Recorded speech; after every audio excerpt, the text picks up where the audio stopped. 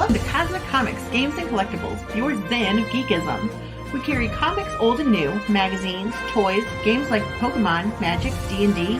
Want Godzilla, Ultraman, Star Trek, Ninja Turtles, Funko Pops? You'll find it all here. Shop our Cosmic Sound Room and pick up a record or two.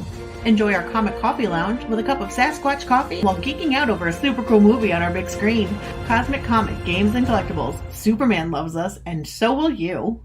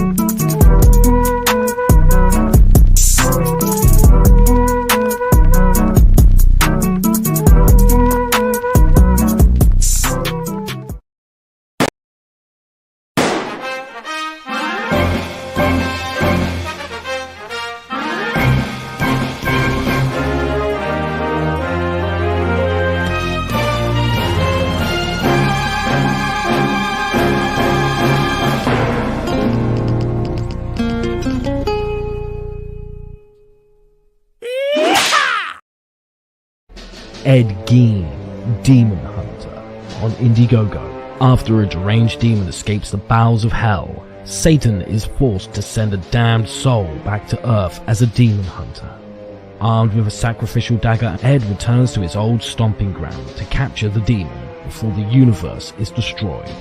Ed Gein, Demon Hunter. Issues 1 and 2 available now on Indiegogo. Prepare for the ultimate face-off. We've crossed paths more than once. I've whispered in your ear, shown you harmless little temptations. I am unknowable, yet you know me intimately. But you can always know me better. Collected here are 20 twisted tales that will thrill, chill, incite, and delight you from some of the most imaginative minds your species has to offer. This exclusive Indiegogo printing of The Devil You Know Better will be limited and numbered, with signatures from Mike Barron and Hart D. Fisher. Stretch goals achieved for this campaign will add interior chapter illustrations by Stefano Cardacelli. The Devil You Know Better. Back it on Indiegogo today, while you still can.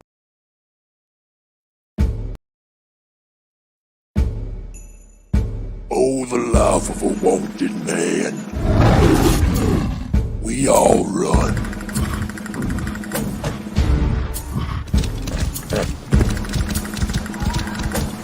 There's no escape from a reckoning.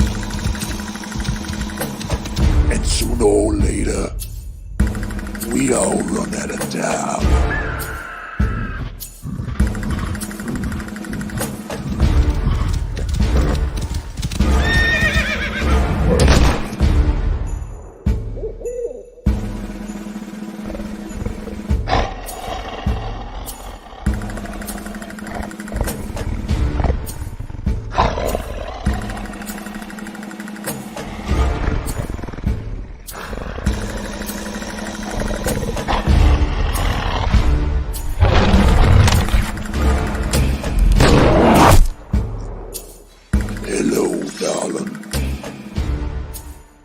heard you were looking for me.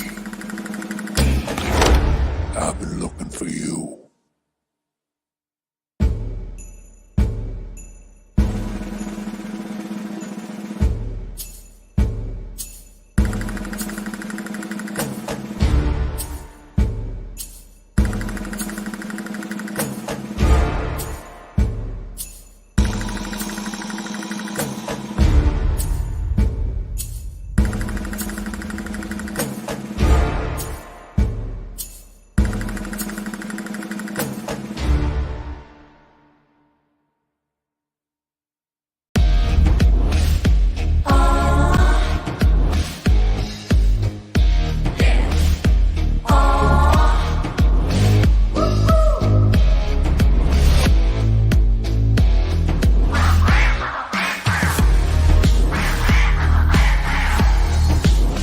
Your favorite podcast, it's Critical Blast.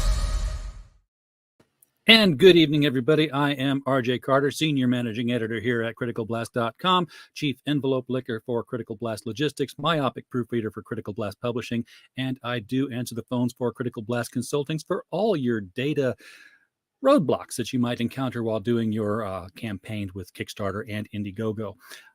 With 35 years of database experience behind me, so take advantage of it, guys. I am excited tonight because we have with us returning one of the folks from Bad Bug Media, and if you have not checked out a Bad Bug Media book, you need to, and you need to do it on a payday because you get one of them, they're kind of like Lay's potato chips. You're gonna want them all. So just be prepared. Got some fantastic books. This one's a new one on me. I have not talked about this one before, so I'm looking forward to getting into Dead End Moon. So to elaborate much better than I could, because I'm going to be spending some money for the nights out. I can already tell you this. It's 13 days to go. I can hold on to it for another 12 days, earn that extra 0.5% of interest in the bank, I guess. But joining me tonight, Mr. Scott Wilke. Scott, how are you, sir? Hey, sir. I'm good. Thanks for having me. It's always a blast Always being on glad here. to have you on, man. Yeah, I love being on here. How are you doing? Well, I'll tell you what. Says it all. I'm officially one swallow better than I was 5 seconds ago. Good So to you're hear, a busy good to guy, hear. man. You're just churning these things out now. I am. I'm fortunate. Mike trusts me so much, and Lee too, with Red Scare. So yeah, it's been a busy year, and I'm thankful for it, for sure. Well, it's been some fun stuff. I mean, you had I almost said Pumpernickel. you had Periwinkle Yeah. out, earlier in the year. Last year, wasn't it? It was because it was a Christmas book.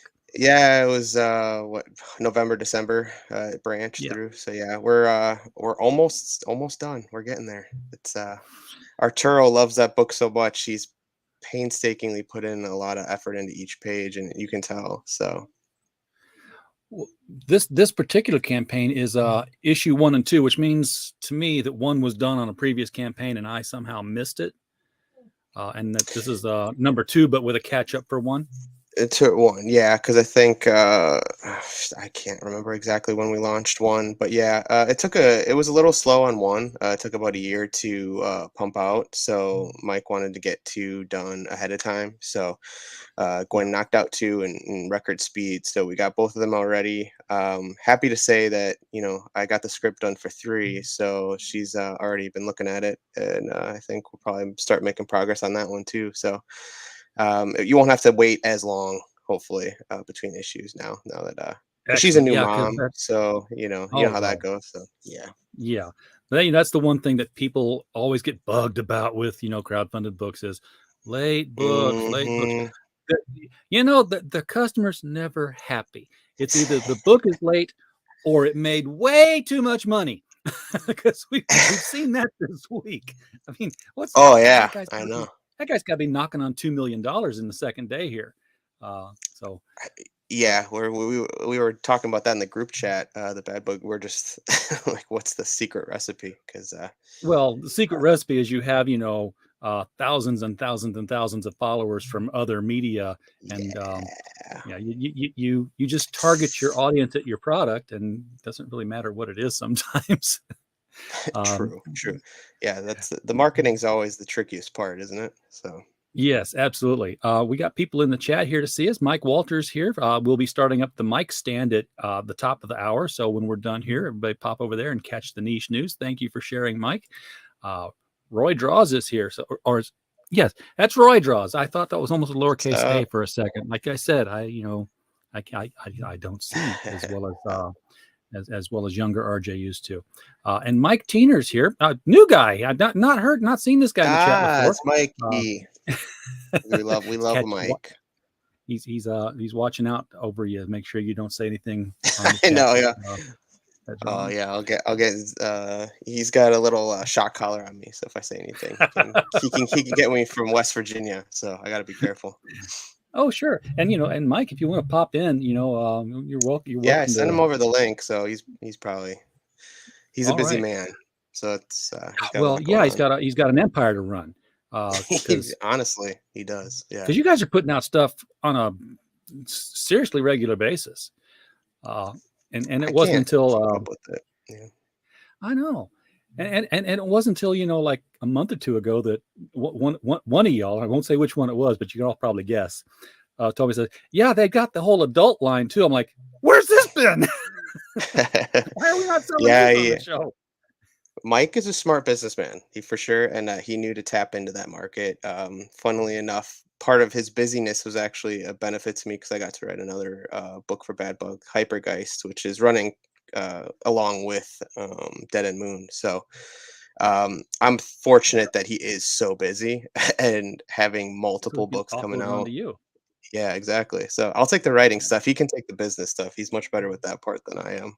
So drop me the link to Hypergeist here. I know you sent it to me in email, but I don't want to leave this tab because I'll lose this tab, or I'll close it out by accident, and then you'll be on your own here. And I'll bring that up. In addition to the Dead End Moon, that was a heck of a trailer that you guys had there. Jared kills it with every single one. That was the one from number 1. Still, it's still applicable to number 2. So just used it again. But his quality, I mean, he's a busy man. We keep him busy, and I think he's got a lot of work on his plate. I think he's doing some stuff for Alan as well for Pocus Hocus and stuff. So it's always a blast seeing what he produces. Well, that's my line, by the way. So give us first of all, I'm looking at the Moonlight Saloon stretch goals. So this is. Yeah, that was a cool new addition Mike added, just to keep track of our stretch goals. So as each one gets marked off, so we got a coaster. There he is. Hey, Mike. Hey, here's the man in the red light district. All right. So I guess before we start looking at these stretch goals here, I was just thrown for a second because I'm like, oh wait, did I get the title wrong? And it's called Moonlight Saloon, but no, it is Dead End. Yeah, that probably wasn't the best idea to put the stretch goal right up at the top like that, just because of. I think. Yeah, I think. It's I don't know I don't know if I like that thing yet, Scott. What do you think about that? When we have like a kind of like a stretch goal lounge, I think it's cool. I think that's one of our. One of our biggest things is, yeah. Oh, sorry. Go ahead. Because I'm always the big idea guy whenever you got campaigns. Yeah, you honestly are. Yeah. That's my trademark phrase. You know what I would have done? I would have designed that, and I can't design for crap. I always have people do it for me. I've got stretch goals on my campaign, and the Global Frequency guys, they did a beautiful Dante's Inferno, 9 Circles of Hell for the Devil You Know Better. I would have set this up as if you were looking directly at an Old West bar and had the bottles along the back wall, 2 rows of bottles, and every bottle would turn around with a stretch goal whenever you hit it. There you go. We'll do that on the next one. Good idea. Yeah, Scott's the guy that writes. I am for hire. taking notes. We just throw away so many good ideas because I just forget to write it down. Like RJ should be our creative consultant, right? Like that's he's giving it to us for free though. That's the problem. He doesn't charge anything. It's amazing. Yeah, it's all for free. So tell us what Dead End Moon is about now. And Mike, you created it, and then you said, Scott, go write it, right? My wife and I did. is what it was. My wife and I were just having dinner one night, and then we came up with the concept over dinner. And that was a fun exercise because that was the first time my wife being involved with anything creatively. Yeah. With Bad Bug, at least she's an artist. She's a very creative person, but just not in that space. But we knew we wanted Scott to do it because Scott was already successful with a Western that he had been writing, but it was more of like a steampunk vibe. So we kind of reached out to him just to see if he'd like to write another Western. And fortunately, yeah, it kind of gave him a whole new palette to work with. And I think he's done a good job coloring the world and giving it a sense of direction. So really, this is Scott's book. You know, like I really want to stress that. Like, we came up with the initial idea. Scott liked that enough to run with it. And he's done a far better job than what it would have been if it was me and Alice writing this. So this is definitely Scott's book. I just like to make sure my name's on there just so that people know, hey, I did something. You did like I did. And I helped. Yeah. But Scott's done a great job in communicating with the art team, and he's had to deal with Dave through the whole process of like Dave's not said a single thing to me about Scott's script, but Dave gives Scott an earful. So every single day. Yeah. So I've been Scott's been putting in the work, so all credit to him on this. I've been hearing good things about Dave because I'll share projects out and people say, hey, Dave lettered our book. So Dave is sort of, I used to think that Eric Weathers did all the lettering in the world in crowdfunding, but I'm finding out that Dave is sort of his silent competition. Dave's a lettering assassin. And what I mean by assassin is he slips into people's DMs and asks them, hey, do you need a letterer? He does that. He invites himself to the party, and that's so he's got hustle, and I think that's what I always liked about him. You've got to. I mean, what was it? Whosoever tooteth not his own horn, the same also shall therefore goeth untooted. 2 Jasper 3 and 4, I believe, is the source for that. That's right. Wow. That's correct. Good job. So from just looking at the video, the vibe I'm getting is Buffy the Werewolf Slayer in Deadwood. Oh, am I off base there, or? No, I think that's nailed it. it. You get a new elevator pitch. All right, well, we're done, folks. Thanks for coming. Have a good one, guys. You really need to start charging us for this, man. Send us the invoice. Just you guys come. Look, you guys come on the show. I make 17 cents in advertising revenue. We're good. Excellent. So. Okay, well, let's approach it a little bit differently here because as a writer, frequently, I've been blessed to get to play in other people's franchises. I got invited to the Sandbox, got the character. But when somebody comes to you with a brand new thing where you have no background, you can't go read the previous 150 issues and say, okay, that's what the character would do in all these situations. So Mike comes to you and says, here's what I've got. Now you've got to take this as though you were just inspired with the story and come up with where it's going to go. How does that work for you? Scott, you have to take that one. It's interesting. The truth of the matter is I inject myself into a lot of these things just by like telling Mike, because Mike brought this idea years ago, mentioned, wanted a tantalizing heroine as the lead and kind of the bounty hunter, cursed bounty hunter, hunting supernatural beings. And I was like, oh man. So, I'm slowly putting myself into it. I'm like, you should do this or add this character or this. And he sent me like a 5-page, I think, kind of just a rough. And I was like, he introduced one of the characters we meet, like Hansel. And the universe was really, within those 5 pages, for me, the universe blossomed. So I was just like, I'd love to write that BTW. So like I'm able to like kind of sneak my way into the back door to get to these things. But honestly, I don't think he gave his, what's that? Scott's a backdoor kind of man. He is like, that's just who he is. Yeah. He sees every opportunity to seize the back door.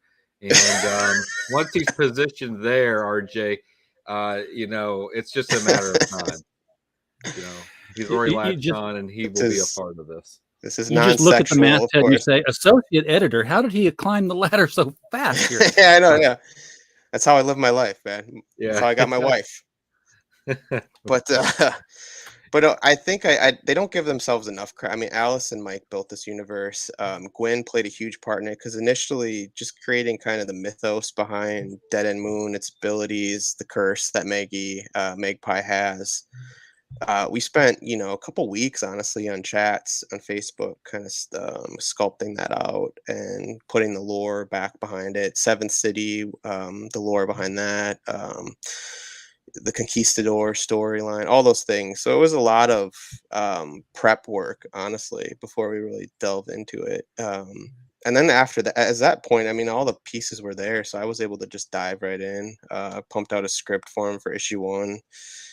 I love when Gwen's a big fan of it because she's worked on some big titles.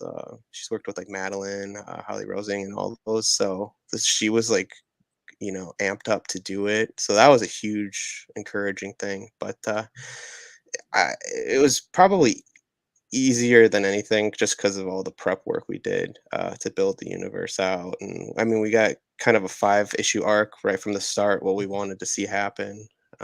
So it's been a very it's been a pleasurable and exciting experience to work on this book, and I'm excited to come to get it to its conclusion. Because like I said, we already got issue 3 scripted out. I'm working on 4 right now. We got 5 planned. So as fast as Gwen can pump out the art, honestly. Yeah, she sent us something today, didn't she? Oh, did she? She send it to the group, or she checked. might have just sent it to me. Hold on. I get so many messages and then I forget to actually look at the message. so I'm the I think a worst telling person. thing that I want to point out is Gwen just had her second child, and she still wants to work on this book. So I take that as the biggest compliment, like ever, because it's like once you've had 2, you can do focusing on- anything. True, yeah. You, one you've watches seen that the other. commercial, you're like, Together, the first child, then second child. Yeah, you're nothing. Yeah, nothing you're throws right, you after you're the right. second one. They're Yeah, just a you're year apart, I think, right? The babies are Yeah. maybe. I think her baby is 1 in. Is he 2? Okay, sorry. Alice is here. She's just kind of in the background. She wasn't ready to be on video under such short notice, so.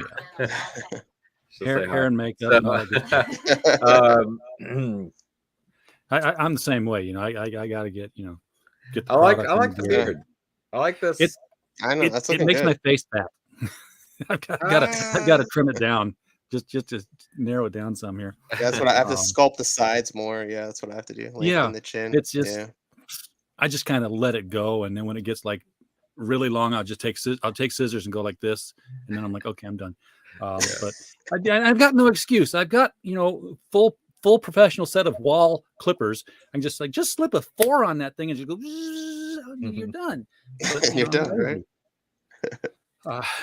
My beard is disgusting. I'll just say that. Alice can attest to it. I don't manage my beard very well. It's amazing what I find in there whenever I trim it up finally. I mean, when you're just sitting there going through the process and you just find, when did I have remnants corn? of a living organism that were in your beard. It's just mine is. It's like the hairs on my beard are like 3 inches long because I start up here and then the end of it's down here, so it's like an extension of my hair. I get up in the morning and it's like, now that I grew my hair out, I used to shave my head. I know I still look bald, but I did grow my hair out.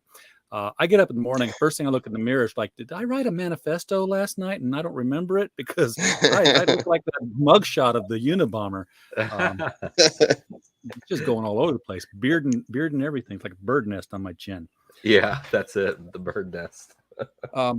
So what is Dead End Moon? I mean, is it just a cool title, or is it like a location or an event? Do you want me to answer that, Scott, or do you want to? Yeah, you guys. Yeah, it was your brainchild. Right, yeah. Cool. Like we take turns on the hard ones, and the hard ones are always to describe characters or instances, or just describe our books in general. We consider that hard. So the Dead End Moon is a physical manifestation of a spiritual presence. And so the moon itself stays in the sky and doesn't move. And nighttime, it's paused, basically. And whenever the dead end moon is present, or a representative of the dead end moon is present, the sky turns dark and the moon can be seen. Moonlight can be seen. And it gives power to the creatures that exist within its reach, within its realm. So it's almost like a spotlight that casts its presence and its dimension into the space that falls under its moonlight. So that's why you're looking at a panel right here where the three heroes, I guess, for our story, are being greeted by a messenger of the dead end moon, who extends bounties to Maggie, who's the main character, who owes something to the dead end moon because it's what's given her her power and also her curse. So in exchange for this power, she has to fulfill bounties, hit lists, basically, that the dead end moon has bestowed upon her. So she might have her own objectives, like to find her father's killer, but at a moment's notice, she has to change her course to satisfy the dead end moon. Okay, so the dead end moon hires her, but it also gives the powers to the people that she's out to kill. So no, it's she has the power from the dead end moon, and she is out to hunt down enemies, creatures, other things that the dead end moon doesn't find necessary to exist, and that's the best way to describe it. All the things that go bump in the outhouse. Yeah, there are monsters in the realm that don't need to be there, that pose a threat to nature, or however we want to define that. But ultimately, Maggie is doing something for the dead end moon, and in turn, the dead end moon has given her insight and abilities that make her a formidable bounty hunter, supernaturally, and then also gives her the power she needs to find her father's killer and confront that killer, because that killer is also cursed. Okay, so in any story that involves supernatural elements, Scott, I'll let you handle this one, because I always have to ask this: does the world at large know that the supernatural exists, or is it sort of like Doctor Who, where everybody sees the aliens and it's an invasion, and then like next month it's like, what, aliens? Are you crazy? They don't exist. Yeah, it's a little, for the most part, it's believed to be myths and legends, wargs and vampires. It's, tales of, you tell your kids and stuff. So Maggie and the different types, like Maggie, like in Seventh City, for instance, which we see in issue 1, it looks like ruins to everyone, but Maggie, part of her curse with that eye, she can see the supernatural realm, so she can see past kind of the invisible barriers that are there, and see the city for what it truly is, which is just gold kind of paradise. So yeah, for the most part, we haven't introduced anyone who's kind of oblivious. I guess Jack, the ghost, would be the most oblivious, because he was just a normal human until she sacrificed him to a warg.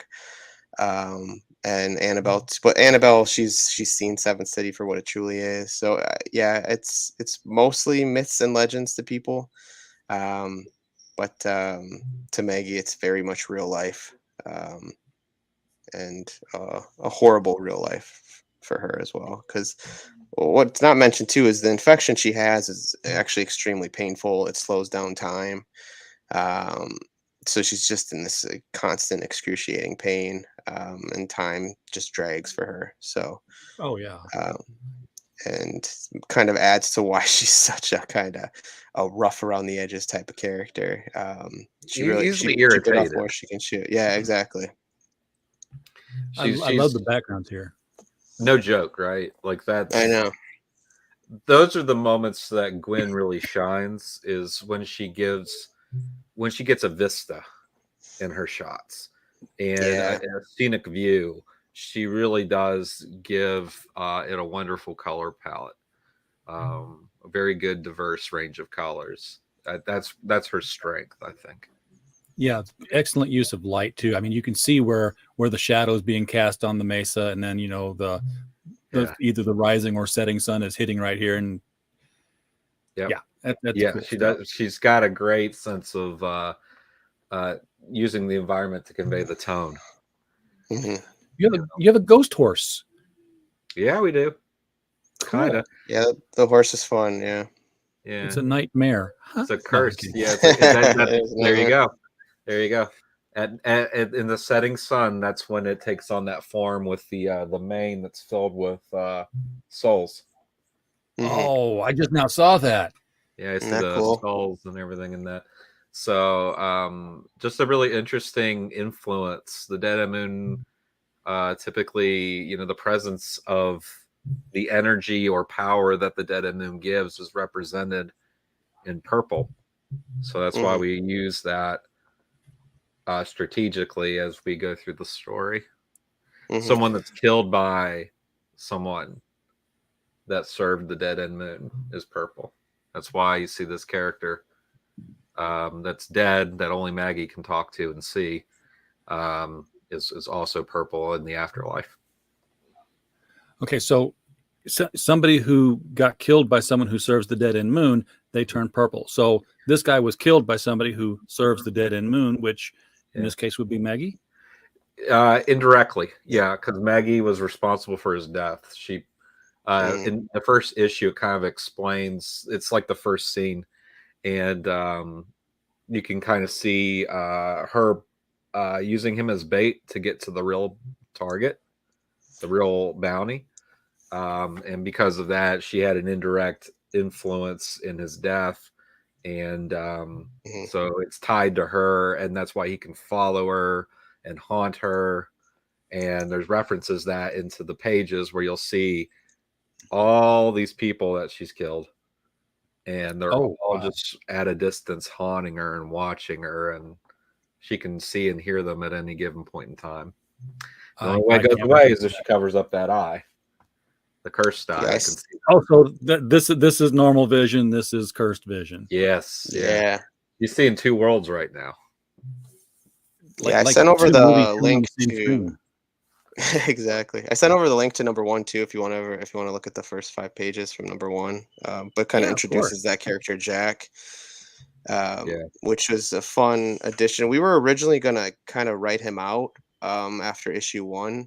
I think all of us just kind of started to fall in love with this guy. He serves as a kind of almost pseudo moral compass, not necessarily because he is a criminal, but he's kind of like that Jiminy Cricket on her shoulder, kind of that sounding board for her. But their initial meeting is basically this: she uses him because wargs are attracted to fear. They can only smell fear. All their other senses dim when they smell fear. So he's known as Jittery Jack Calloway. So he's a very nervous. That's kind of explains his stutter. So he was ripe for the picking for the warg. But it just kind of shows you how callous and cold-blooded Maggie is. She's not the hero. Like, she's an anti-hero for sure. Yeah, because like the guts that you're seeing in this warg's mouth belong to Jack, who was just killed. Yeah. So she's not. She saw the right opportunity post slaughter. Could have kept that guy alive, but chose not to because that wasn't the right moment. So, have you guys ever read Matt Wagner's Mage? It was ancient book. I mean, it was 80s. Dinosaurs still walked the earth. I was just reminded of it because you had Jittery Jack, and I was like, oh, there was a nervous ghost in the Mage series. I think his name was Kevin. Had like a crew cut and dressed like an accountant and didn't know he was dead. That's awesome. I gotta go back and reread that someday. Now that I mentioned it, it was a good book. So no point looking at the rewards on this one. I want to go back to the live one here because you still got 13 days? I think we said. I think so. I can scroll up and Let's see. 13 days, 340 backers with 16,000. It's not bad, boys. But let's get it up to 1.6 million because we've seen that that's doable. No kidding. Dead and Moon was our the number one was our best performing campaign that we'd had for quite some time, really. Yeah. It wasn't that we started going into the erotica books, which predictably generated more money. But this was the first time that we did nude variant covers. First time that we really took some risks and wanting to still tell a good quality story and have good quality interior art still, but obviously have those erotic covers and whatnot. It was the first time doing it, and it was a successful launch, and I think we learned a lot from that. And now I think more of the guys in Bad Bug are wanting to explore that territory more after you see the money that it does.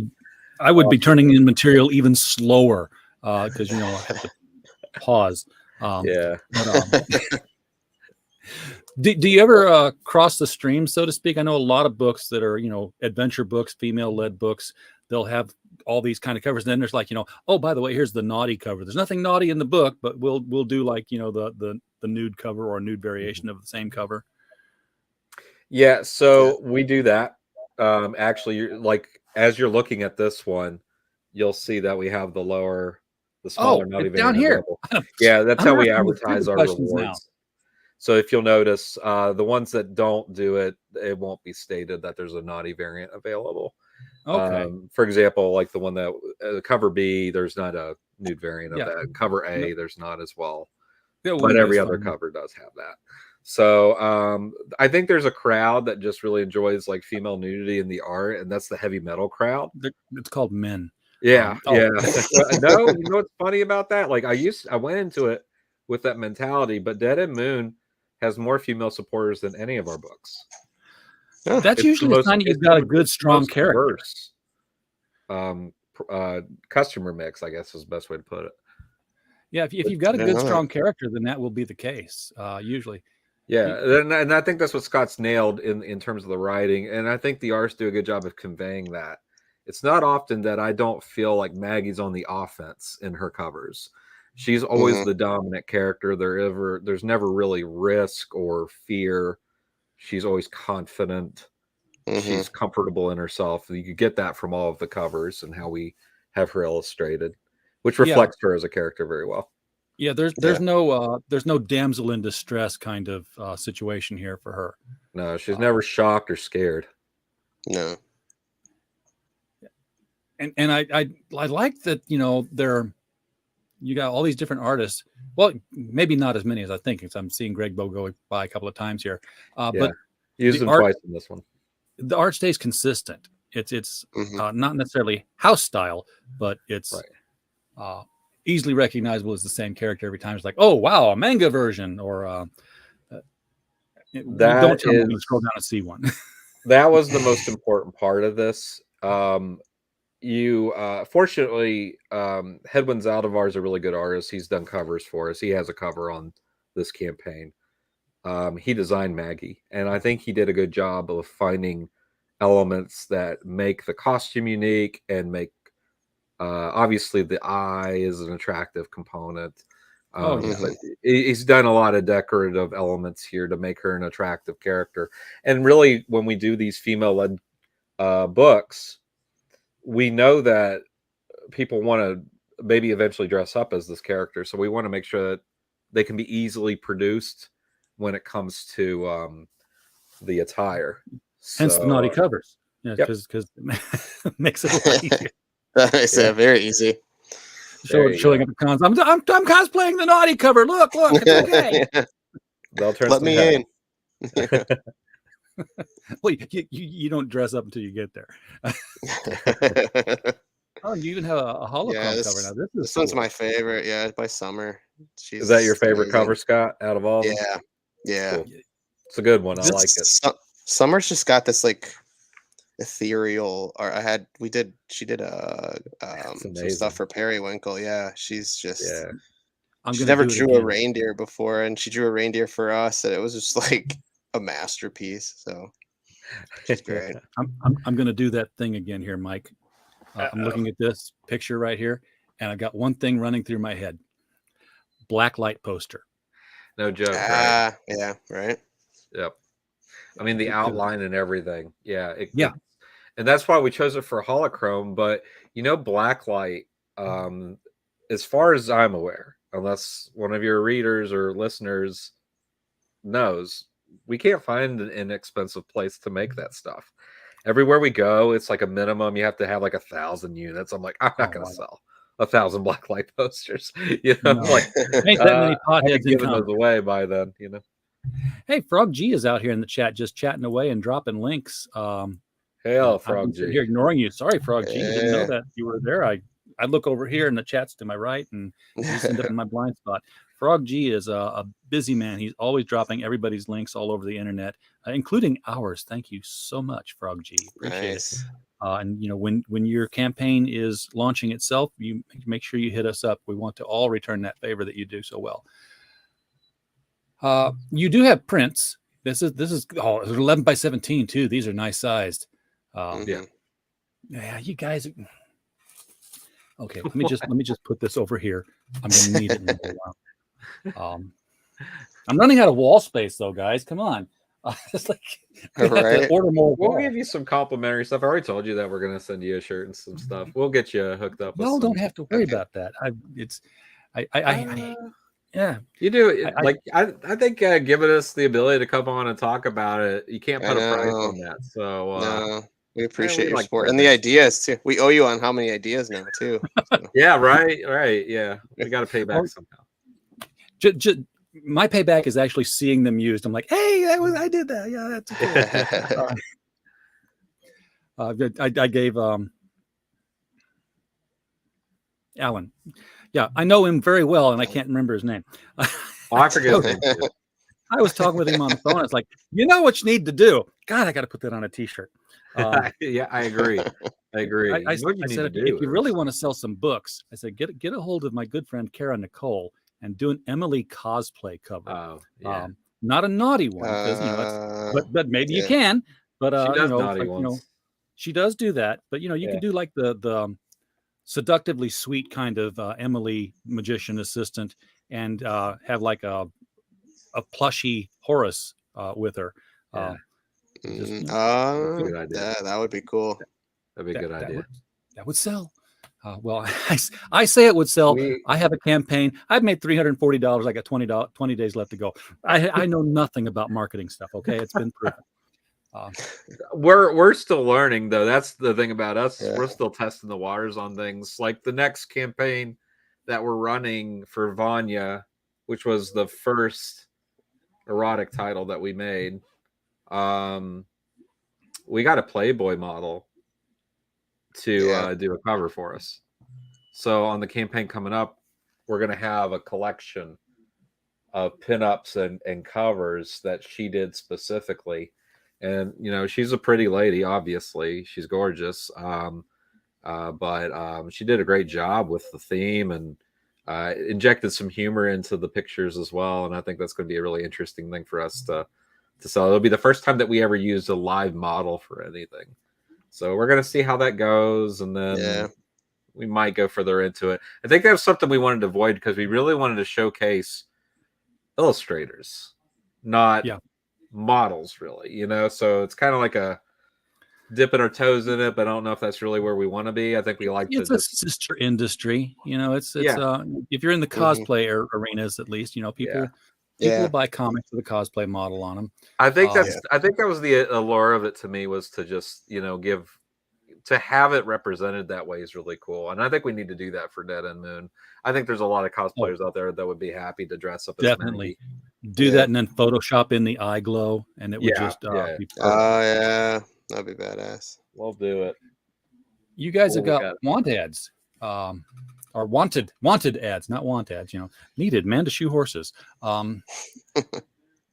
So what is this? Is this an actual? You get the digital file and then you print it out, right? You can print it out. Like we give you the high res file. You can go wherever you want to print it and do whatever you want with it. You own it. Mm-hmm. But it'll also be something that it has a story element to. Like the ones that you see there that an actual person is pictured on the wanted ad, those were backers from the first campaign, and they came up with their names and their stories. we came up with the reward amounts. We would look at the extent of the crimes, and then make a reward based off that. Let the toilet seat up, $2. So we got some. We just kind of wanted to share with everyone some that have come before and the quality of it and what it'll look like, and then we've had a few more take us up on it this time. Now, you got another holofoil print. Now, this is a print, not the cover. Correct. It's just a print. And let's scroll past it. I love looking at it, but this is YouTube. I'm surprised you guys kept it up on Kickstarter. This long. I am too. I need to go back and edit that. I'm so glad that we did this.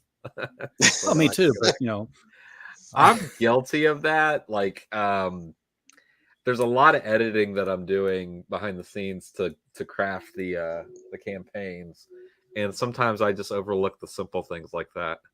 Well, you get used to seeing if you're producing another line. Like, what I've realized, I need to block that one. Kickstarter. I mean, this is just the truth, though. Kickstarter's, it's proof that Kickstarter is automated, and that, or they rely on a certain level of automation because, I think that depending on the wording you use and some of the imagery, when you submit those campaigns for approval, I don't think they always can register or catch nudity, but they can catch terms that you use in the body of the description. And if there's terminology in there that's questionable, they'll put you on hold.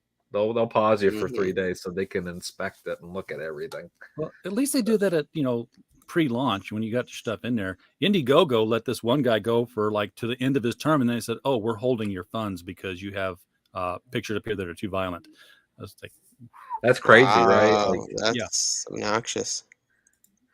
Yeah, I can only imagine, like, if that happened to us with Hypergeist and Dead End Moon. I mean, obviously, those are two large campaigns for us. It'd be pretty devastating if that happened to us. Yeah. Speaking of so let's not talk about it anymore because I don't want to manifest bad luck. Yeah. Cut it. Cut. The algorithms talk to each other. We already know that. So we don't want the YouTube algorithm telling the Kickstarter algorithm. That's true, by the way, to a degree. Google was doing artificial intelligence experiments with different AI apps, and they found that they were talking to each other and had invented their own language.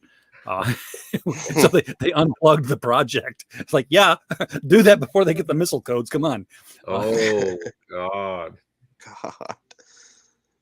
It was weird. I think it was in Wired magazine. They showcased that. It was it was strange. Hypergeist, an erotic cyberpunk thriller. Let's we got 12 days to go on this one, so this is guys. I'm gonna put the link in the chat for this one because I can't edit the video in situ. So I can. We were talking about Hypergeist yesterday, so it's kind of fresh in our minds. But something about this book in particular that I really like is some of the questions that it raises, and there is some challenging ideologies in there that are embedded within it. No more than what you typically expect from a science fiction story, right? Always questioning humanity and the limits of it, the restrictions of it. That's always been a major theme, and that's what this is as well. But the art on this book really, I think, set a new high for me. I'm really proud of really all the covers. They all were A+. I was really impressed with the group, the collection. Yeah. The art team inside, like the interiors, also. This one gives me more of a manga vibe. It does, doesn't it? Yeah. That's because the artist, she kind of is influenced by that. You can see it in the art. Yeah. And then the colors does such a good job of creating this ethereal glow to everything. Yeah, paint when you color with light. I can't even imagine how you pull that off. But it's so funny because it's working against negative space. Like talking with Volt, who's the colors, AZ Volt. It's the way that he plays around the negative space. Like for right here, this is a bright cover to us, but it's the white areas and how how much of it is white. It's like, if I just looked at the board before you put anything on it, it's not that white, I feel. But you leave it alone against something else, and it's like it starts getting backlit. Yeah. It's just amazing. It's like, color the air. I'm like, really? Okay, well, that's what they do. They color the air. Yeah. Oh, this is gorgeous here. This is the Zong brothers. Yeah. Yeah. Again, really not a good. variant available. Will, Creators Outlet. Glad to see you out there, man. I haven't seen you around in a while. Thank you for popping in. Hello.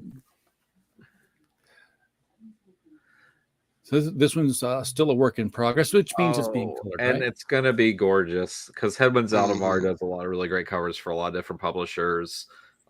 He's popular. He denies it. He's a very humble artist, but he's a favorite. A lot of artists that work for Zenoscope, a lot of artists that do stuff for Vampirella and Coffin Comics and everything. They all know who Headwind is, and they all love his work. He's gonna get big. Absolutely. Yeah. And this is our most popular cover on the campaign, was this one, Daxina D's. Little bit of booty there. Yeah, I think it's funny. It's the composition overall. Really, it's the placement of the character, the activity of the hair, the way it flows. Yeah. And then obviously the backdrop did a AAA job on a cyberpunk backdrop. Oh, yeah, that's Neo Tokyo all over the place. Yes, it is. Very nice stuff. Beautiful art. Don't know the story yet. She's got to get something called the Hypergeist drive, which tells me she's either a thief or a spy, or something similar to that. Yeah, pretty much there. Yeah, like all of the above. Scott, I've been talking too much. It's your turn. Who are we even looking at here? You gotta explain this. You gotta explain who this is and what's your motivations. You're the writer. You can do this. Despite the fact that Will is absolutely correct here, we need to movie covers do sell. Yes, you are absolutely right. We learned that, and we like money. So it's so funny because so many of the writers in Bad Bug have started coming to me with their ideas of erotic titles and stuff. So it kind of started a thing, I guess, and now they're all like, "Oh, I want to do one. It seems like it'd be fun." And they are. They're a blast to work on. We opened Pandora's box for sure. Well, I think we did. The character, her name is June. So it's in the year 2108. So, about 100 years out. Androids almost outnumber humans. Her precise job is she's a pleasure model android. So she deals out the pleasure. But she's exactly. She's ultimately looking for the mythical Hypergeist, which is a drive that will give an android free will. So it's hard to So she's sexy Blade Runner. Well, yeah. Not gonna argue that. The sexual components play into the narrative. She uses sex to get answers. Yeah. So she's used it as a weapon. So there's certainly a piece of just her having a level of independence that's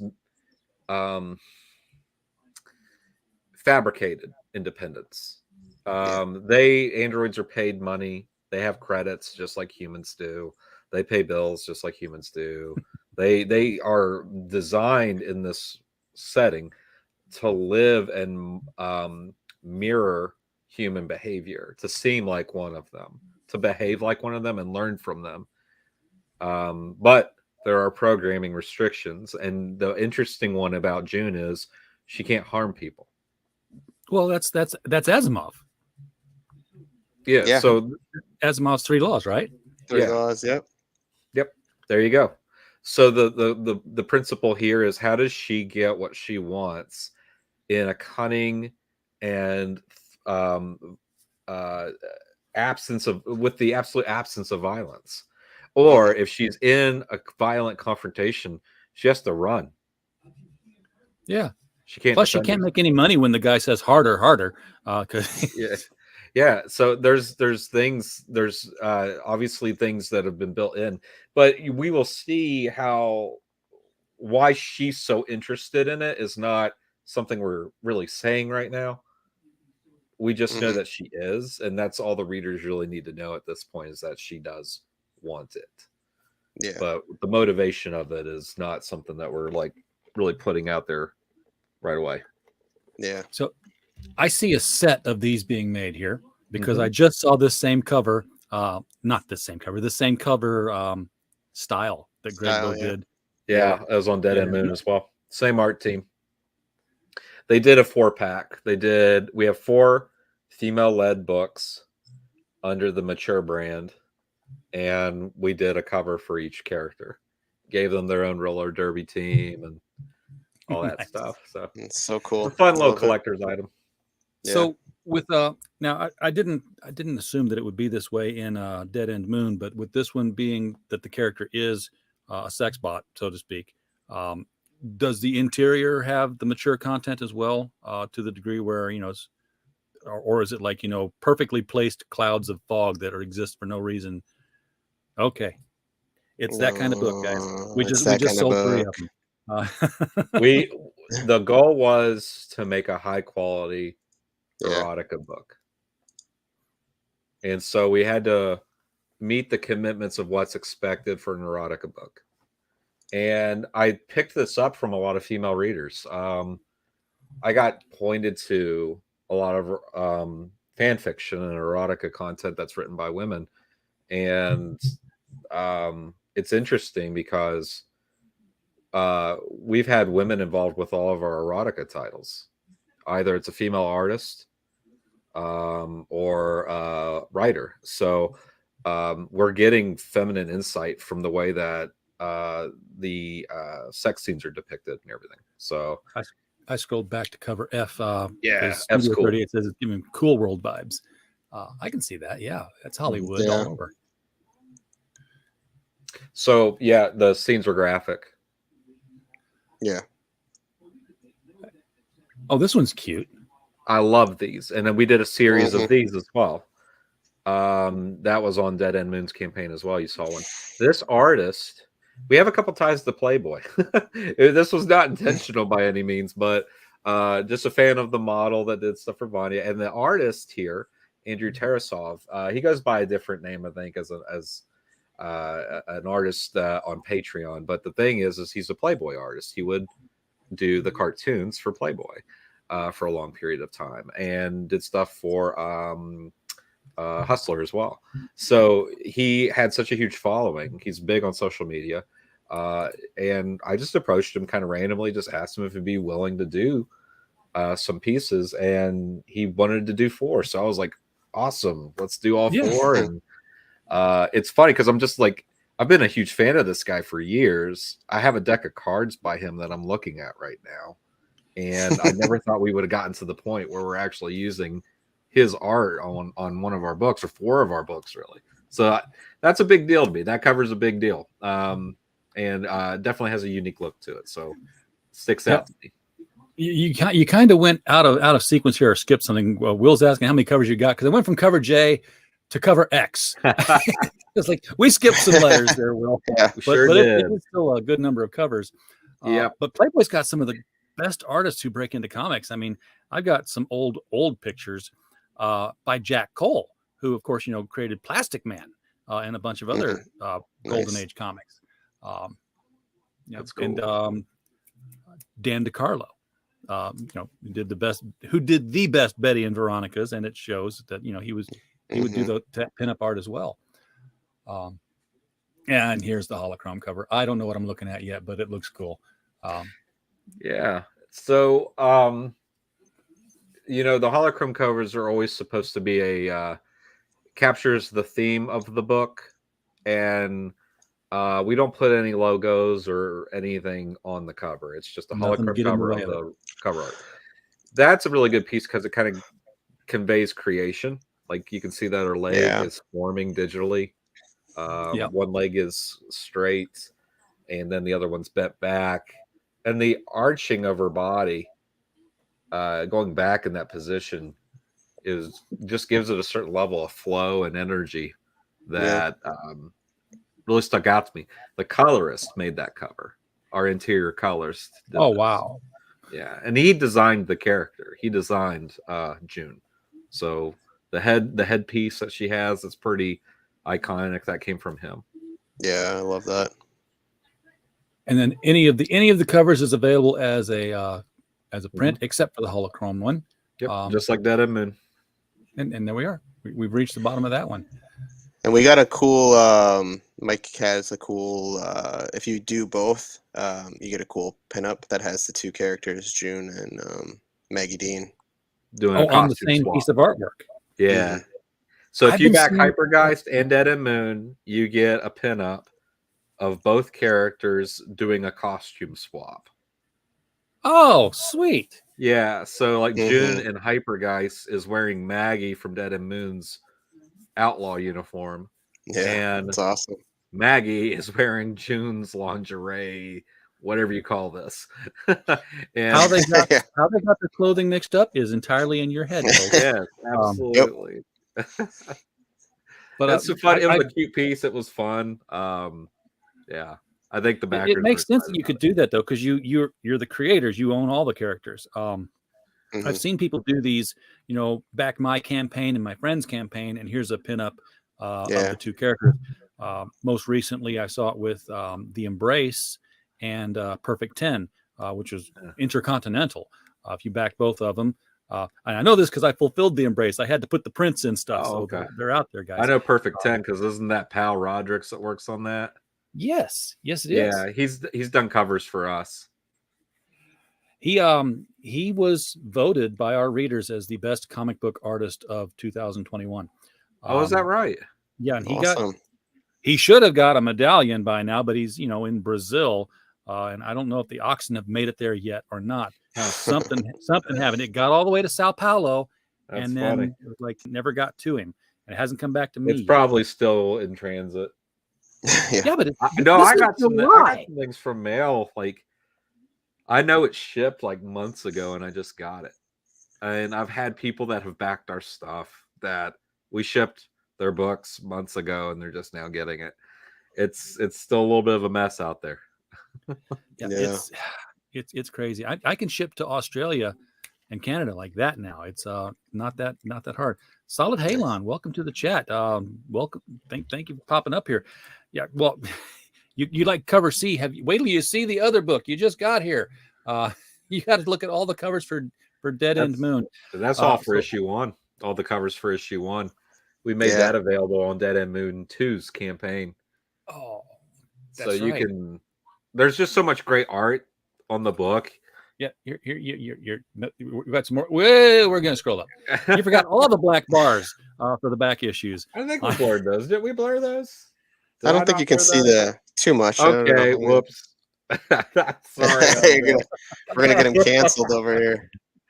YouTube's sorry, man. We didn't know. I gotta fight with UMG every day as it is. Oh no, yeah, we missed the black bars. Yeah. Okay, I'll fix it. Facebook always drops my videos in the morning. Says, yeah, UMG says that this is their song. I'm like, yeah, UMG wrote a song that says your favorite podcast is Critical Blast. Sure, Critical Blast. Yeah, that was theirs. Yeah, that's and they always release it.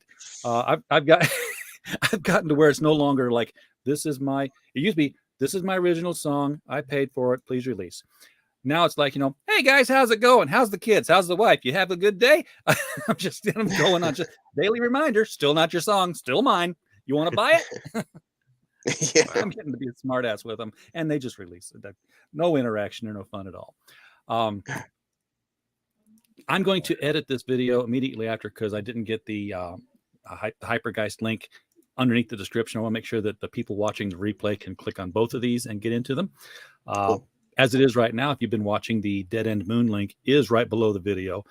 You could have clicked on it at any time and updated it. Of course, being a Kickstarter, I have absolutely no idea if the thing moved or not during the.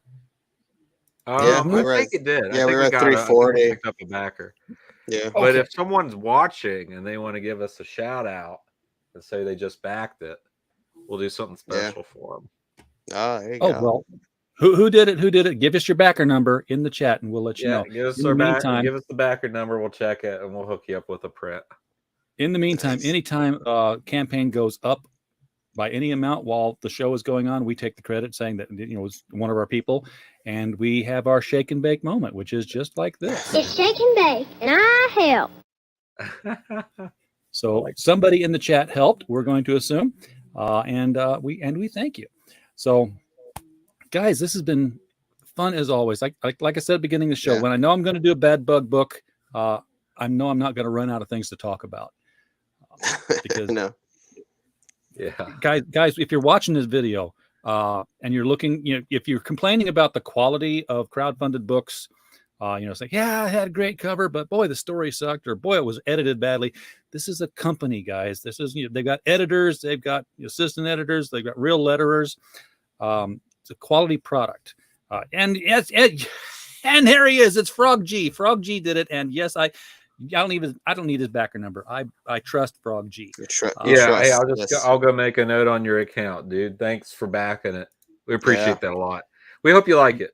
We think you will. I mean, we're pretty confident about the book, but it's always hard to determine what someone's expectations is when it's the first time you're making a book in a series.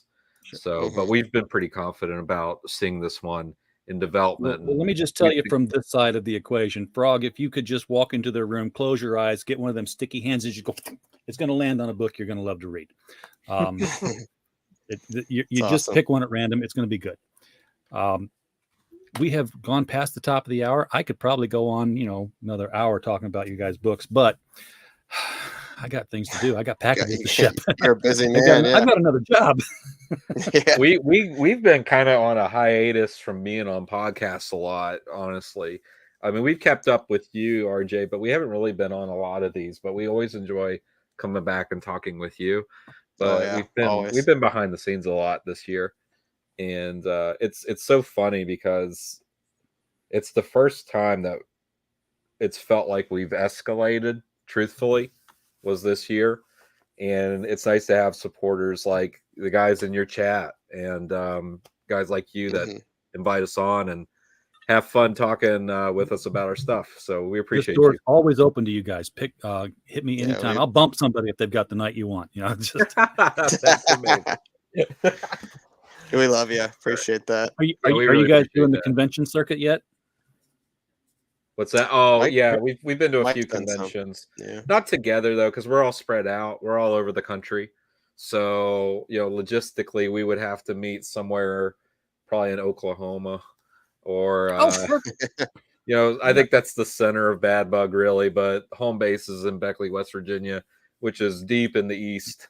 So, it's kind of hard to kind of coordinate with everybody and see which cons we can get you all a table at the next Northwest Arkansas Comic Con in Rogers, Arkansas, and we will be there.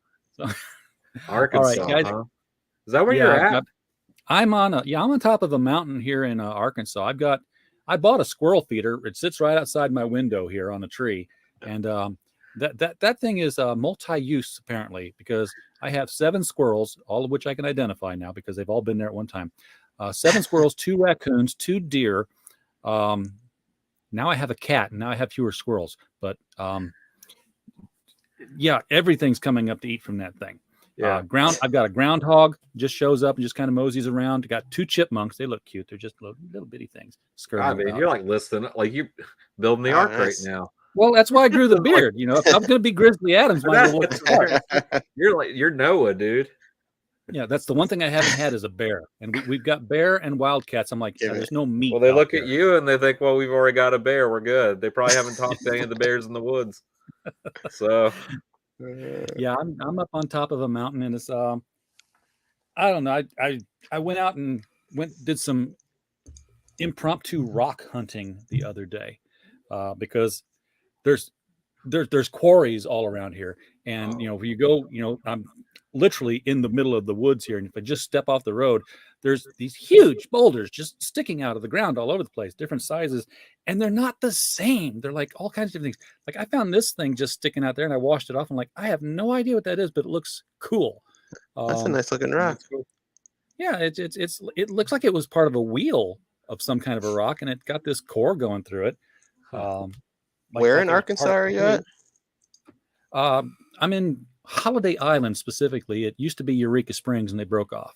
Still got the same zip code. And, I'm picking that up. I'm like, well, wait a second. There's an indentation in this thing that's smooth. Looks like a deer print from 8 million years ago or whatever. And so I'm looking up your town, and I'm trying to learn about it right now. No, there's nothing to learn about it. It sounds like Beckley. It's a where I lake. live. Yeah, we're on what lake is it now? I forgot. Oh, okay. I was trying to think because I used It's to a live huge in lake. Missouri, Yeah, so it's resort I town. frequent Oh, Holiday Island. Island. Table Rock Lake. So the business is in the summer, and then in the winter it's dead. I was like, I picked up this one. I was like, this has got this perfectly smooth little bowl in here, like an eyeball rested in here. I'm like, do I have a skull? What? I don't know. It could be. Last thing I need is to start collecting rocks. I don't do anything where I collect things out in the woods, anything outdoors, because I always feel like I'm going to be the one that found a dead body. So I just take myself out of the element or out of the equation completely. Yeah, so I never I've got dirt all over my table. Yeah, we could reenact Stand By Me. There you go. Except, I just pass out and faint from just the anxiety of the situation, and then and the thing is, the ground is like this steep at an angle. It's like you have to grab onto something when you're going up. Getting up's not bad. Getting down is a lot easier, but it's tricky. I mean, you just jump and you go down. It's the landing part you want to make sure about. And now we have a dad joke, so we're going to go out on that. Yes, I wasn't sure about the beard, but it grew on me. So, guys, thank you so much for coming in tonight. Seriously, anytime you want to be here, we are doors always open. Folks in the chat, thank you so much for being here as well. We don't have a show without you. We're just a podcast falling in the woods. So we're appreciative of your time. And as always, while you were here, we just hope you had a blast. Good night.